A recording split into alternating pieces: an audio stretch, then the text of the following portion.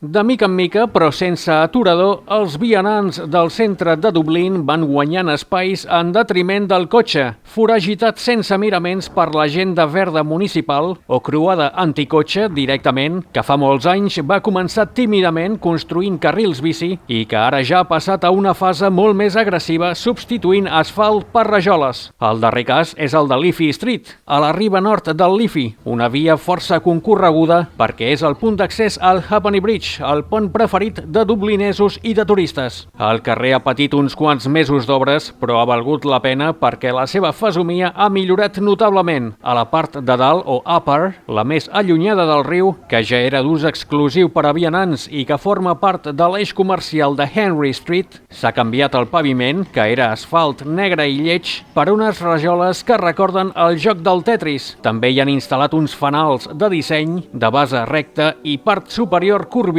així com uns parterres amb herbes, roques i arbres, per ara força petits. En definitiva, un conjunt que millora l'experiència a l'hora de fer sessions de shopping desenfrenat. A la frontera entre la part alta i la baixa, o lower, és a dir, a la cruïlla amb Abbey Street, no hi han fet res perquè hi passa el tramvia. A la meitat de dalt de la part baixa del carrer hi continua havent asfalt i es permet la circulació de cotxes arran de la demanda dels grans magatzems amb aparcament a la zona, com l'Arnott's. Això sí, al cap d'uns metres han de girar cap a la dreta perquè la part més propera al riu és per a vianants, afegint mig quilòmetre de recorregut a aquells automobilistes que volen arribar als Keys. Això ha reduït el trànsit perquè hom calcula que, abans, per Liffey Street passaven 1 miler de cotxes al dia, res a veure amb ara. La part més baixa del Lower Liffey Street és la que ha canviat més i ara és el paradís del vianant, els antípodes del carrer exageradament lleig d'abans. Aquest tram és calcat al de la part alta, amb fanals de disseny i rajoles a l'estil Tetris, així com mobiliari urbà, incloent-hi unes estructures metàl·liques per a lligar-hi la bicicleta i uns bancs que, depenent d'on es mirin, semblen la tassa d'un lavabo.